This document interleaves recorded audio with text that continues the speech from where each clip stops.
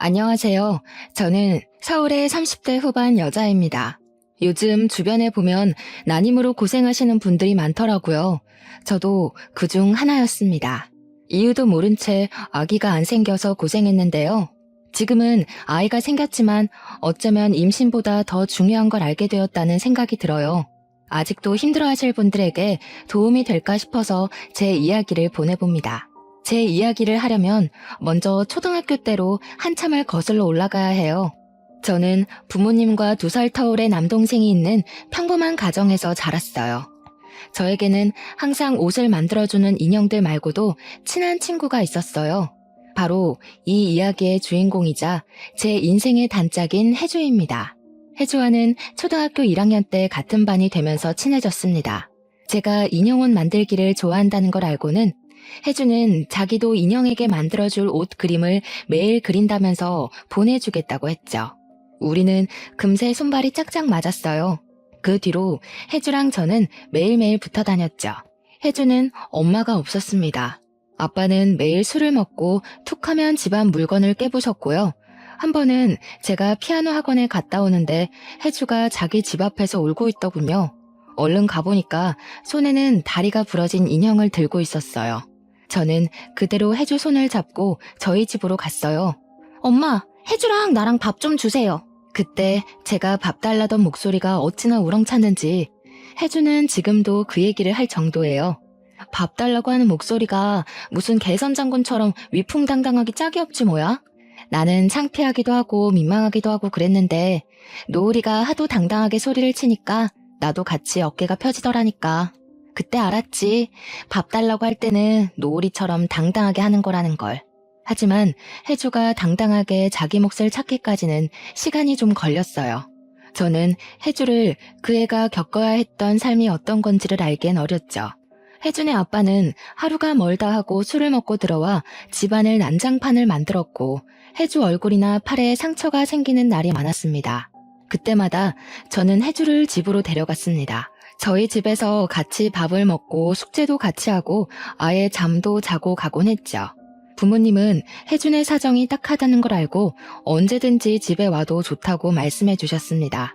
지금이라면 혜준의 아빠를 아동학대로 경찰에 신고하고 혜주를 보호시설 같은 데 맡겼을 텐데 그때는 남의 집 일에 끼어드는 게 맞지 않는 일로 여겨져서 부모님도 그러지를 못했다고 해요. 어차피 혜주는 계속 아빠랑 살아야 할 텐데 괜히 신고했다가 혜주한테 더 해가 갈지도 모르고 혜준의 아빠랑 동네에서 얼굴을 마주치는데 해코지 당할까봐 무섭기도 했고요.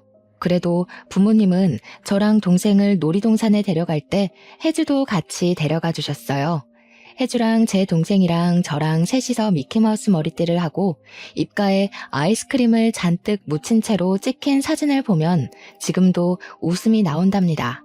중학교 올라갈 때까지도 저희는 친한 친구로 지냈어요.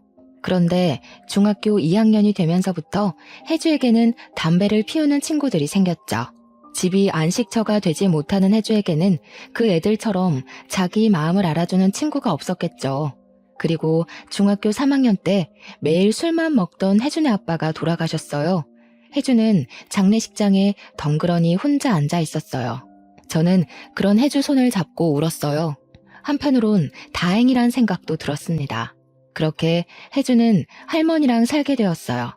고등학교는 달랐지만 그래도 혜주랑 저는 연락을 자주 하면서 지냈어요. 열심히 공부해서 취직할 거라고 마음을 잡는가 싶더니 어느 날 혜주에게 남자친구가 생겼어요. 혜주는 점점 더 남자친구에게 몰두하더군요. 결국 혜주는 고2 때 임신을 했습니다. 혜주가 임신했다는 걸 저는 나중에 알게 됐어요. 혜주가 임신해서 학교를 그만둔다는 소식을 다른 사람을 통해 들었을 때는 기분이 묘했죠. 혜주는 결국 남자친구와 결혼했지만 결혼식은 생략한 채 혼인신고만 한 채로 살고 있었어요. 둘 다 학생이니 시댁에 들어가 살았죠. 그렇게 혜주는 어린 나이에 엄마가 되었습니다. 가끔 연락을 하면 혜주는 시부모님과의 갈등으로 힘들어하곤 했어요. 우리 시어머니는 나를 왜 그렇게 미워하는지 몰라. 내가 무슨 자기 아들 앞길을 막아?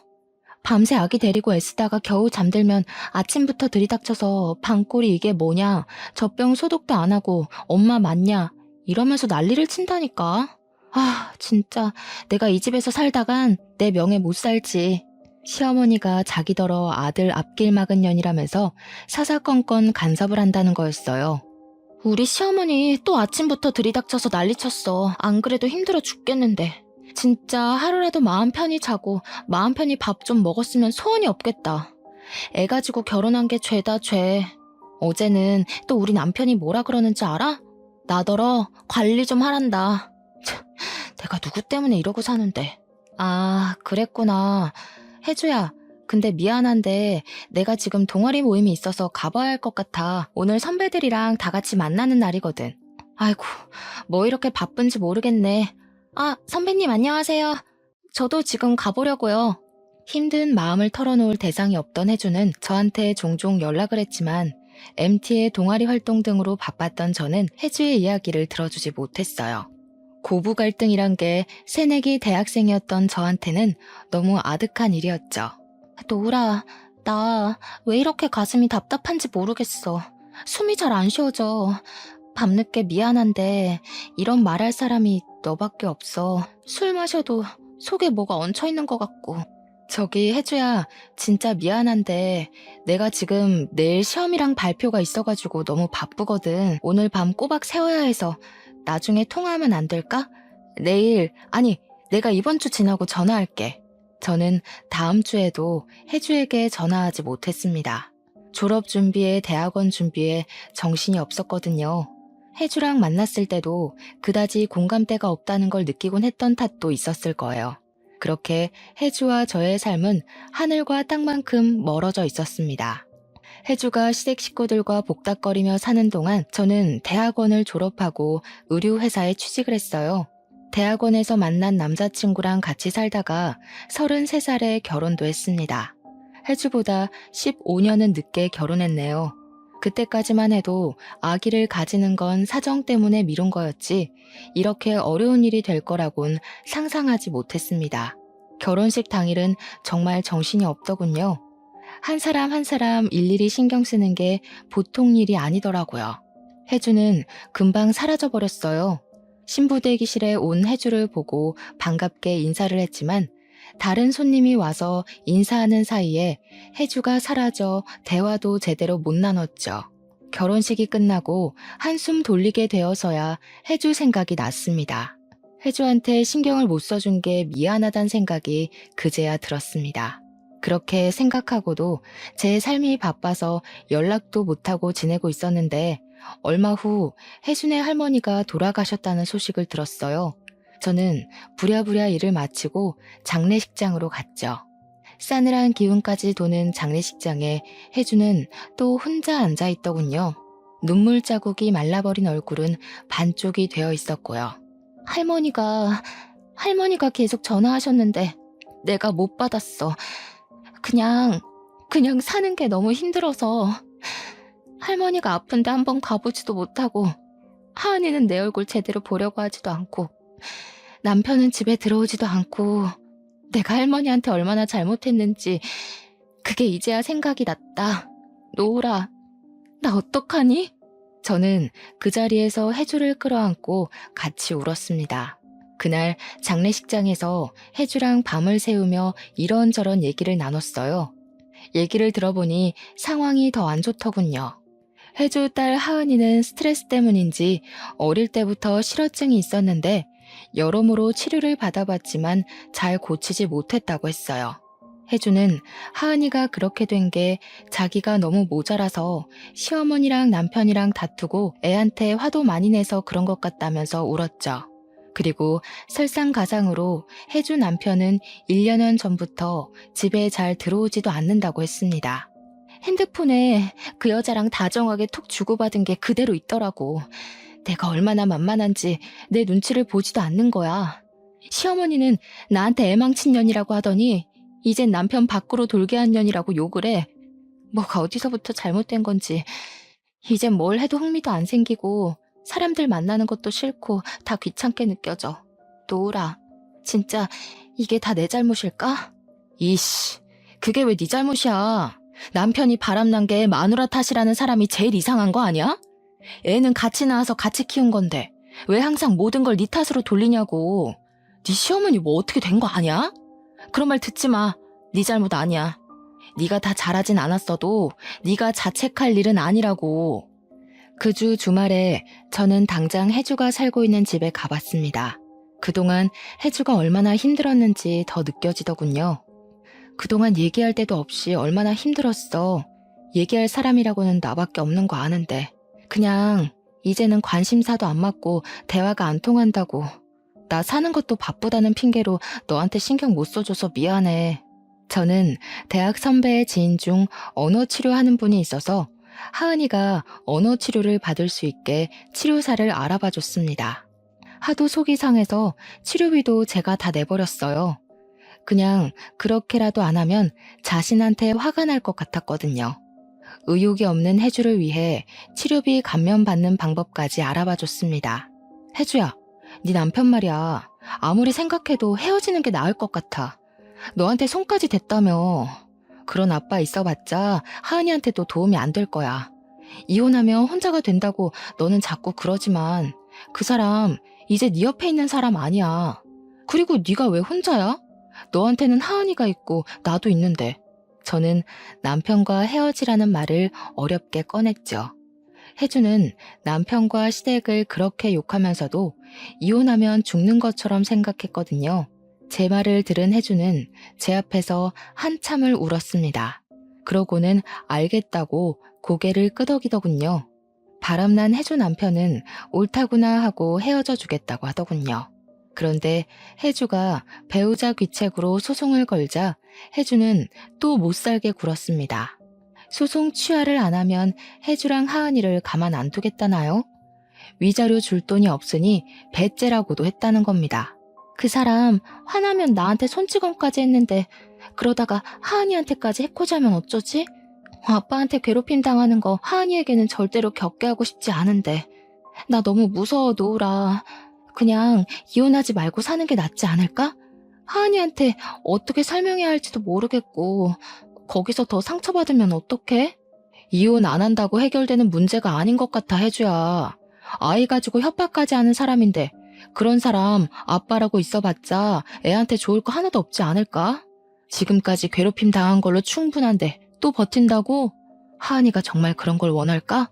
하은이의 치료는 더디게 진행됐습니다. 이혼 소송을 하면서도 혜주는 딸에 대한 죄책감에서 벗어나질 못했어요. 아이한테 상처만 준다면서 대낮부터 술을 마시며 눈물을 흘리기 일쑤였어요. 오죽하면 하은이 엄마 술 좀 그만 마시게 말려달라고 저한테 문자를 보냈을까요? 혜주를 생각하면 마음이 안 됐지만 저는 팩트 공격을 날려야 했습니다. 언제까지 자책만 할 거야? 네가 그럴수록 하은이한테 독이 된다는 거 몰라? 아직 젊은데 갈 데 없다고 한탄만 하지 말고 너 스스로 일어날 방법을 찾아야지. 너 자신을 위해서 노력하란 말이야. 아이 망쳤다고 자책만 하면서 정작 네 인생은 그렇게 방치해둘 거냐고. 네가 일어나야 하은이도 일어나는 거잖아. 내가 뭘 할 수 있겠어. 내가 할 줄 아는 게 뭐가 있다고. 나 공부 안 한 지 몇십 년이나 됐고 머리도 다 굳고 살도 찌고. 혜주, 너 꿈이 있었잖아. 미래를 꿈꿀 때가 있었잖아. 우리 아직도 젊어. 살찐 거랑 공부하는 거랑 무슨 상관이야? 우리 이제 34인데 여기서 인생 종칠 거야? 지금도 늦지 않았어. 하은이를 위해서라도 힘내야지. 잔말 말고 내일부터 검정고시 학원 다녀. 너는 내 입장을 모르니까 그렇게 쉽게 말하지. 네가 한 번이라도 나처럼 살아봤어? 나는 아무도 내 편이 돼주는 사람이 없는데 너는 너희 부모님도 무조건 널 응원해주고 네 동생도 네 편만 들어줬잖아. 너는 부모님한테 지원받으면서 공부할 수 있었으니까 그렇게 쉽게 말하는 거야. 답답한 마음에 저도 화가 나서 혜주를 두고 와버렸어요. 혜주 말도 틀린 말은 아니었죠. 그렇지만 어쩌겠어요. 얼마 뒤 혜주로부터 편지가 왔더군요. 노라, 널 생각하면 미안한 마음이 앞선다. 내 일에 그렇게 눈물 흘려주고 자기 일처럼 나서서 도와준 사람 너밖에 없었는데 나는 못난 마음에 너를 질투하곤 했어. 우리 어렸을 때부터 똑같이 패션 디자이너가 되고 싶어 했지. 나는 대학도 못 가고 집에서 육아에 찌들어 있는데 대학생이 되어 옷도 만들고 반짝반짝 빛나는 네가 정말 부러웠어. 못난 나를 용서해 줄래? 네 말대로 내가 내 인생을 방치한 게 맞는 것 같아. 날 위해 화를 내주는 널 위해서라도 이제부터라도 노력할게. 혜주는 검정고시를 공부해 고등학교 졸업학력을 따고 그 후로 방송통신대학에도 입학했습니다. 혜주는 제 인생은 자기보다 평탄하다고 했지만 그때는 제 인생도 본격적인 가시밭길이 되어가고 있었죠. 결혼한 지 1년쯤 지나서 아기를 가지려고 무던히 애를 썼는데 잘 되지 않았어요. 남편은 외아들의 손이 귀한 집이라 시댁에서는 대놓고 티를 안 내도 은근한 압박이 느껴졌죠. 시부모님 보란 듯이 아기를 낳고 싶었습니다. 그 전까지는 대단한 인생은 아니더라도 제가 계획한 것들은 다 이루어졌거든요. 아기를 가지는 것만은 마음대로 되지 않더군요. 2년이 넘어가도록 아기가 생기지 않아 저는 하루하루 점점 힘들어하고 있었어요. 시험관 시술은 몸에 너무 무리가 되었습니다. 시험관 시술을 한 번 할 때마다 세상이 조금씩 내려앉는 느낌이랄까요? 용하다는 한의원에서 하라는 대로 다 하고 먹는 것도 조심하며 1년 내내 몸을 사리며 살았는데도 소용이 없었죠. 그러는 동안 혜주는 방통대에 다니며 전화 상담원으로도 일하고 있었어요. 상황이 엄청 좋아진 건 아니었지만 그래도 자신을 위해 노력하게 된 후로 표정도 밝아지고 하은이도 상태도 훨씬 좋아지고 밝아졌습니다. 그에 반해 저는 나날이 어두워져 갔죠. 3년이 넘어가자 시댁에서 대놓고 말이 나오기까지 했어요. 아이고, 뭐 문제는 없다면서 왜 그렇게 애가 안 들어서는지. 우리 아들은 아무 문제가 없다는데 혹시 너한테 무슨 문제가 있는데 숨기는 거 아니니? 이런 식으로 압박이 들어오자 마음은 점점 급해지고 답답해졌어요. 길에서 아이들을 보기만 해도 눈물이 날 정도였어요. 좋아하는 스쿠버 다이빙도 못하고 술도 못 마시니 스트레스를 풀 데가 없고 재미있는 일도 하나도 없어지고 있었습니다. 강제 친구들은 벌써 애가 초등학교 갈 나이가 됐다는데 우리 강제는 어떻게 이렇게 소식이 없다니? 우리 아들이 뭐가 모자라서 아이도 못 낳는 건지. 너 진짜 검사는 제대로 해본 거야? 병원을 다시 알아보는 게 좋지 않겠니? 정 안 되면 뭐 다른 방법을 찾아봐야 하니까. 다른 방법이라뇨? 무슨 방법이라도 있다는 말씀이세요? 아니, 뭐 방법이 있다기보다는 더 노력을 해야 한다 이거지. 내 평생에 손주는 보고 죽어야 하지 않겠니?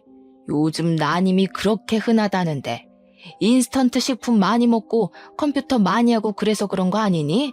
하여튼 여자는 이러나 저러나 몸을 조심해야 해. 시부모님한테 상처를 받을 때마다 남편한테 풀다 보니 남편과의 사이도 소원해지고 말았어요. 어머니는 아기 안 생기는 걸 왜 자꾸 내 탓만 해? 같이 검사해서 아무 이상 없다고 나왔잖아. 당신이 어머니한테 잘 말씀을 드려야지. 자꾸 나한테 문제 있다는 식으로 말씀하시는 거 정말 기분 나빠. 여기서 뭘 어떻게 더 조심해? 나더러 일도 하지 말고 집에 꼼짝 말고 있으라는 거야 뭐야. 내가 뭘 어쨌다고 또 나한테 그래? 나도 힘들어. 엄마 아빠는 하루가 멀다 하고 손주 소식 없냐고 물으시는데 얼마나 답답하고 죄송한지 알아? 나도 미치겠다고. 서로 힘든데 왜 자꾸 나한테 화풀이를 해? 그건 당신 엄마가 자꾸 나한테 뭐라 그러니까 그런 거지. 내가 뭘 잘못했어? 우리 엄마는 당신한테 뭐라고 안 하잖아. 모르겠다. 둘 다 아무 문제가 없는데 아기가 안 생기는 거라면 당신이랑 나랑 궁합이 안 맞는 걸지도 모르지. 우리는 안 되는 걸지도 몰라. 당신 어머니 하고 싶은 말이 그거잖아. 아기 낳으려면 다른 방법을 찾아야 한다는 게. 무슨 말이 그래? 우리 엄마가 언제 그런 말을 했어? 당신이 베베 꼬아서 생각하는 거잖아. 없는 말을 만들어내서 나를 공격하면 내가 뭐라고 해? 우리 엄마도 답답하니까 그러는 거잖아. 그냥 놓친네 하는 말이다 하고 넘기면 안 돼? 자꾸 이러면 나도 힘들어. 남편도 저를 위로해줄 힘이 없었죠. 우리 부부는 그렇게 소진되어 가고 있었습니다. 제가 힘들어하는 걸 안 해주는 저에게 놀러 가자고 말하기도 하고 맛있는 걸 사들고 집에 찾아오기도 했어요. 하지만 저의 슬픔은 쉽게 나아지지 않았어요. 혜주가 놀러 가자고 해도 시큰둥하고 그렇게 좋아하던 옷에도 흥미를 잃어갈 정도였죠. 제가 피폐해지는 걸 보고만 있을 수 없었던 혜주는 결국 한마디 하더군요. 야, 강노을. 너는 나더러 애 때문에 한탄만 하고 있지 말라 그러더니 네가 그러면 어떡하냐? 아기 없으면 네 인생 끝나는 거야? 왜 임신하는 데만 목을 메고 사냐고. 나한테는 내 인생 살라고 뭐라 그러더니 예전에 네가 얼마나 씩씩했는데 아기 안 생겼다고 이렇게 넋놓고 있으면 어떡해? 얼마 뒤에 혜주는 제가 어릴 때 만들어서 선물했던 인형 옷을 가져와서 편지와 함께 놓고 갔습니다. 노을아, 저번에 내가 화내서 미안해. 네 마음이 얼마나 힘들지 내가 어떻게 알겠니? 나는 기대하지도 않은 아이 키우느라 그렇게 고생했는데 너는 꿈에도 바라는 아기가 안 생겨서 고생이니 이 무슨 신의 장난인지 모르겠다. 어릴 때 네가 이 인형 옷 줬을 때 정말 행복했었지. 그때는 너랑 나랑 같이 뭐든 할 수 있을 것 같았는데 나이 들수록 현실은 그렇지 못하다는 걸 알게 됐지. 그래도 네가 내 곁에 있다는 것만으로도 나는 행복한 사람이란 걸 알았어. 너는 네가 디자이너라기보다 회사의 노예라고 말하곤 하지만 그래도 늘 꿈을 향해 착실하게 달려가는 네가 부러웠고 자랑스러웠어. 너는 너 자신만으로도 너무나 소중하고 값진 사람이야. 아기가 없다는 이유로 그런 너를 잃지 않았으면 하는 마음에 나도 모르게 화를 냈어. 미안하다. 혜주가 주고 간 인형 옷을 만지작거리면서 저는 많이 울었어요. 아기한테 제 손으로 옷을 만들어주고 싶었는데 하지만 혜주 말이 다 맞는다는 걸 인정할 수밖에 없었죠.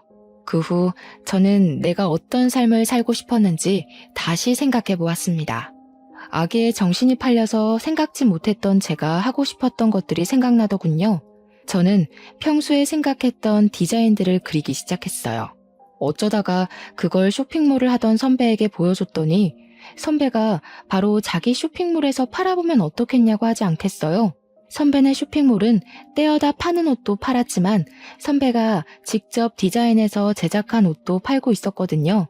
그렇게 제작부터 판매까지 순식간에 해치웠고 선배네 쇼핑몰뿐만 아니라 제 SNS를 통해서도 주문 제작으로 판매를 시작했습니다. 생각했던 것보다 반응이 훨씬 좋았어요.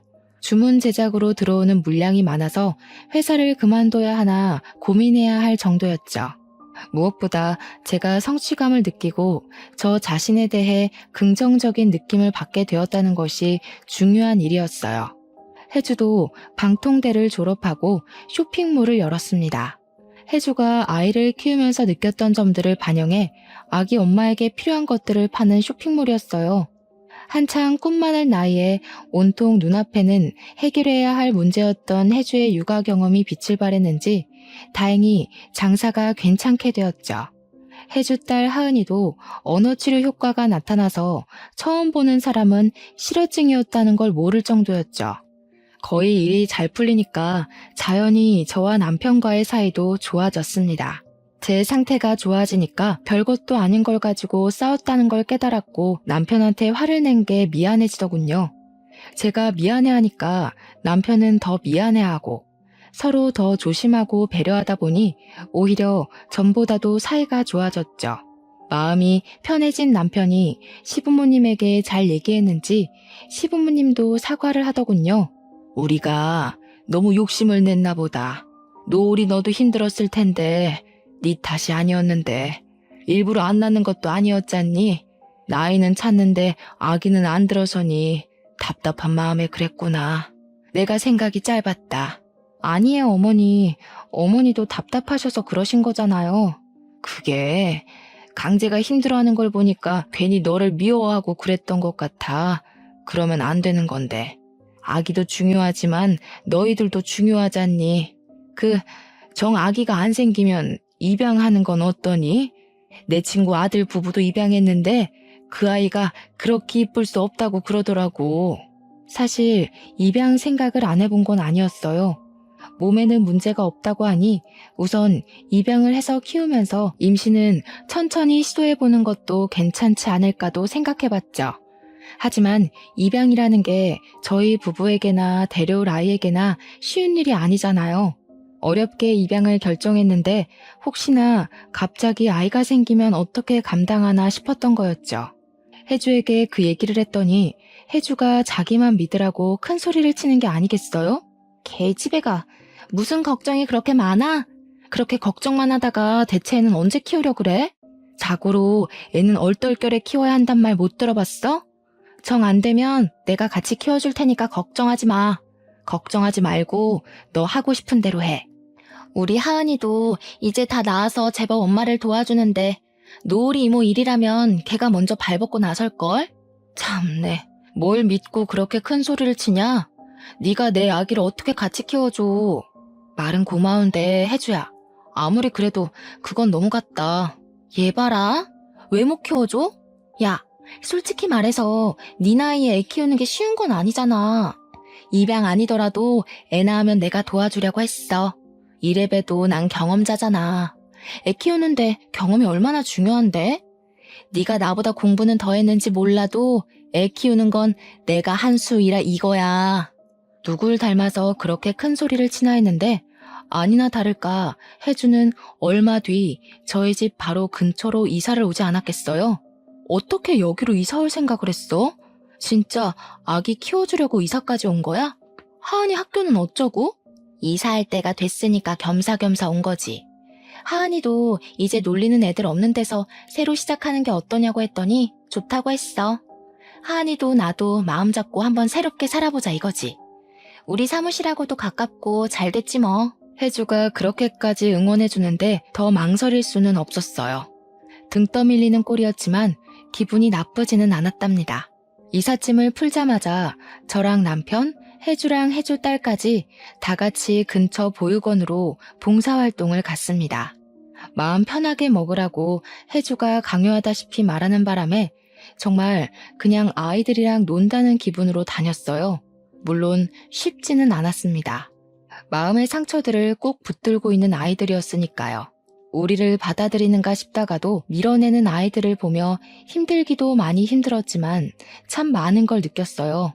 그래도 혜주가 방통대를 다니며 청소년 상담 공부를 한 덕을 톡톡히 봤습니다. 노을아, 왜 그러고 쭈그리고 앉아있어?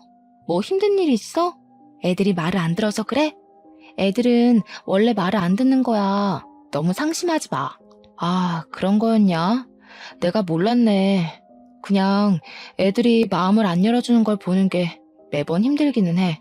나는 내 가정 하나 못 만들면서 저 애들한테 손을 내밀 처지가 되는지, 그럴 자격이 되는 건지 그런 생각도 들고. 아이고, 그래가지고 아기 낳으면 어떡하려고? 이러니까 내가 얘를 혼자 둘 수가 있나? 무자식 상팔자라는 말이 괜히 있는 줄 알아? 애들은 원래 속썩이고 힘들게 하는 거라고. 쟤네들은 네 자식이 아니니까 저 정도지 네 자식이면 더 할걸? 그렇게 생각하고 마음 굳게 먹는 게 좋을 거다. 야, 강혜주, 너 어른이구나? 언제 이렇게 컸대? 기특한 녀석 같으니라고. 그러게, 네 말이 맞다. 쉬울 리가 없는데. 그치? 사랑은 주는 것도 받는 것도 참 쉽지 않은 것 같아. 정말 그런 걸 이 나이 되어서야 알게 됐네. 그래, 이 애기도 못 키워본 애송아. 애기 낳으면 내가 시행착오를 줄이도록 가르침을 줄 테니까 딱 기다려. 아니다. 너무 기다리면 안 되지. 기다리지는 말고 기대만 해, 기대만. 보육원에 다니다 보니 세상에는 도움이 필요한 사람이 많다는 것이 눈에 들어왔어요. 혜주 딸 하은이도 자기 도움이 필요한 아이들을 돌봐주면서 오히려 자기가 마음의 치유를 받는다는 걸 느낄 수 있었어요. 아무리 마음을 편하게 먹는다 해도 아이를 입양하려고 보육원 봉사를 하게 된 거였지만 저희는 특이하게도 어린 아이나 아가들보다는 좀 나이가 있는 이제는 입양 가능성이 거의 없는 아이들에게 마음이 갔어요. 그 아이들을 보고 있자면 그 나이대의 혜주가 떠올랐습니다.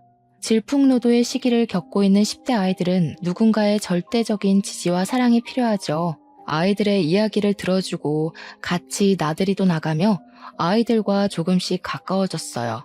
어린 시절 어려운 형편에도 동생과 저 그리고 혜주까지 전시회며 박물관에 데려가 주신 엄마 아빠의 정성도 생각이 나더군요. 아이들을 다 책임질 수 있는 게 아니기 때문에 너무 급하게 가까워지지는 않으려고 했습니다. 아이들과 함께 시간을 보내는 것만으로도 위안이 되었어요. 봉사 아닌 봉사를 하며 아이를 키운다는 것에 대해 생각할 기회도 가졌습니다. 아이는 잘 키우려고 낳는 게 아니라 사랑하려고 낳는 거라는 말이 있더라고요. 어쩌면 사랑하는 법을 더 배우라고 우리에게 아이가 늦게 오는지도 모르겠다는 생각을 했습니다. 고민 끝에 저희는 한 아이의 부모가 되기보다 보육원 아이들을 널리 아우르는 후견인이 되기로 했습니다. 입양에 대해, 양육에 대해 진지하게 고민해 본 끝에 내린 결론이었죠. 당신 진짜 괜찮겠어? 아무리 그래도 우리 아이 데려오려고 시작한 일인데. 당신 아들 하나 딸 하나 키우고 싶다고 했잖아. 지금이라도 적극적으로 입양 준비하는 게 낫지 않을까? 나는 괜찮아. 노우라, 우리 아기 때문에 얼마나 힘들었니? 그래서 우리가 아기를 왜 가지려고 했는지 생각을 해봤잖아. 너랑 나 닮은 아이를 갖고 싶었던 거고, 아이가 커가는 모습을 보며 기쁨을 느끼고 싶었고, 부모님께도 혈육의 즐거움을 드리고 싶었지. 거기는 아이들 다 똑같이 사랑이 필요한 아이들인데 한 아이만 골라 데려온다는 게 도저히 납득이 안 될 것 같아. 그렇지만 어머님 아버님도 아직 기다리시는 눈치던데. 엄마 아빠랑도 얘기해봤어. 우리 얘기 듣더니 두 분도 가끔 와서 봉사하고 싶으시다고. 이러다 두 분이 입양하는 거 아닌가 모르겠다. 우리 마음 급하게 먹지 말고 사랑이 필요한 곳에 사랑을 주는 거라고 생각하자. 2년이 된다면 우리에게 아이가 올 거고 그게 아니라도 행복하잖아.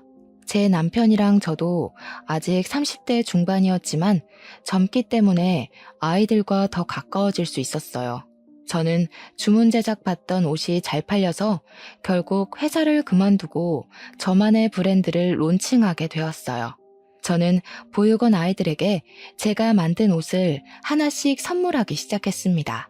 아이들의 기뻐하는 얼굴을 보면 제 마음의 방도 조금씩 넓어지는 게 느껴졌어요. 그리고 입양은 정말 우연한 기회로 일어났습니다. 제가 아니라 혜주에게 먼저 일어났어요. 저희가 다니던 보육원 봉사를 하던 도중 알코올 중독 아버지에게 학대받다가 아버지가 돌아가셔서 들어온 5살짜리 여자아이 윤혜가 있었어요. 윤혜는 누구에게도 마음의 문을 열려고 하지 않았습니다. 말도 안 하고 다른 아이들이 노는 걸 겁에 질린 강아지처럼 쳐다보기만 했죠. 그런 윤혜의 마음을 제일 잘 아는 사람이 있었으니 그건 바로 혜주였어요. 혜주랑 윤혜가 같이 있는 모습을 보면 나이 차를 넘어서 꼭 소꿉장난하는 친구 같다는 느낌을 받고는 했어요. 서로의 마음을 가장 잘 이해하고 서로를 치유해주는 그런 친구였죠. 원래 5살 정도 되면 이미 자기의 습관이 생겼기 때문에 입양하는 데까지 엄청난 시간과 노력이 소요되기 마련이거든요. 그런데 혜주랑 윤혜는 마치 원래부터 가족이었던 것처럼 자연스럽게 서로를 받아들였어요. 말수가 많지는 않아도 이제는 할 말은 다 하는 혜주 딸 하은이도 동생이 생기는 걸 아주 반겼죠. 하은아, 동생 생겨서 엄마 뺏길까봐 걱정되고 그러지는 않아? 윤혜가 집에 오면 아무래도 네 엄마가 윤혜한테 신경을 많이 써야 할 텐데 하은이가 섭섭하지 않겠어? 이모도 참. 동생인데 섭섭하긴 뭐가 섭섭해요?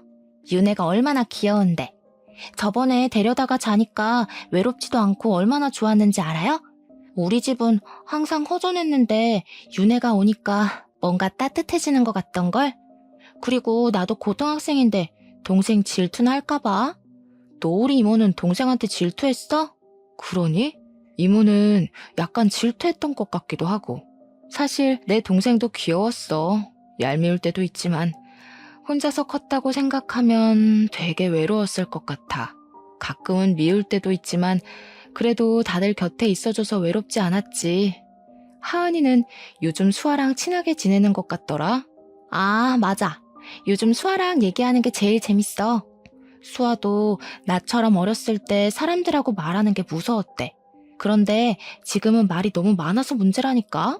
근데 이모, 수아가 그러는데 노을이 이모가 제일 이쁘대. 노을 이모는 옷도 잘 만들고 얼굴도 예쁘고 애들이랑도 잘 놀아주는 게 천사 같아서 이모처럼 되고 싶대. 진짜로? 내가 이쁘대? 아, 참, 어떻게 알았지? 나의 매력에 너무 빠지면 안 되는데. 어떡하지? 하은아, 수아한테 이모의 매력에 너무 빠지지 말라고 말해줄래? 아, 왜 이래? 하고 싶으면 이모가 직접 하셔. 수아는 하은이랑 동갑인 여자아이였어요. 어렸을 때 말더듬이 있어서 파양당한 경험이 있었지만 밝고 따뜻하게 커주었던 것이죠. 수아는 주변을 잘 챙기는 싹싹한 아이였습니다. 보육원에 다니면서 가장 기쁠 때는 아이들에 대한 진심이 통했다는 생각이 들 때였죠. 수아가 저를 이쁘다고 하는 것도 제 마음을 알아준다는 소리 같아서 참 기뻤습니다. 브랜드를 키우랴 아이들을 챙기랴 정신없는 나날을 보내느라 아기에 대해선 한동안 잊고 있을 정도로 바빴습니다. 인생에서 중요한 일들은 기대하지 않았을 때 찾아오는 경우가 많죠. 아기를 가지려고 노력하는 사람들도 하다 안 돼서 포기하면 그제야 아기가 찾아온다고 하잖아요. 저희도 그랬습니다. 그날은 유난히 더운 여름밤이었어요. 남편이 갑자기 자다가 벌떡 일어나는 바람에 저도 같이 깨고 말았습니다. 당신 왜 갑자기 자다 말고 일어나고 그래? 무슨 일 있어? 안 좋은 꿈이라도 꾼 거야? 어? 아니야. 별일 아니야. 안 좋은 꿈은 무슨 안 좋은 꿈일 리가. 남편의 기색이 뭔가 수상쩍었지만 저는 다시 잠이 들었죠. 그런데 얼마 뒤 남편이 저에게 자꾸 임신 테스트기를 해보라는 거였습니다. 남편이 너무 들떠있는 것 같아서 괜히 실망할까봐 하기 싫었지만 좀 미심쩍은 기분으로 테스트기를 해봤습니다. 그러니까 저는 아무 기대도 없었단 얘기예요. 결과는 두 줄이었습니다. 믿을 수가 없었습니다. 드디어 저희에게도 아기가 찾아온 거였어요. 남편은 왠지 남자아이일 것 같다고 호언장담을 했죠. 남편이 무더운 여름밤에 꾸었던 꿈은 번쩍번쩍 빛나는 황금알이 품 안으로 굴러 들어오는 꿈이었습니다. 태양이는 그렇게 저희에게 찾아왔습니다. 노을이 이모 임신했다는 거 진짜예요? 이모 닮으면 아기가 진짜 이쁘겠다. 나도 얼른 보고 싶어요. 남자예요, 여자예요? 아직 몰라. 수아는 아가들을 참 좋아하는구나? 저번에 보니까 아기들 기저귀도 갈아주고 그러던데. 힘들지는 않아? 별로야. 이거 봐봐요. 내가 아들 주려고 만든 인형인데 종도 달았어요. 이모 아가 나오면 선물해주게 만들어 놓을게요. 그때 왜 갑자기 그런 생각이 들었는지 모르겠습니다. 갑자기 수아도 우리 집에서 같이 살면 참 좋겠다는 생각이 들더군요. 수아야, 수아도 이모 집에서 같이 살래? 진짜요? 진짜 그래도 돼요?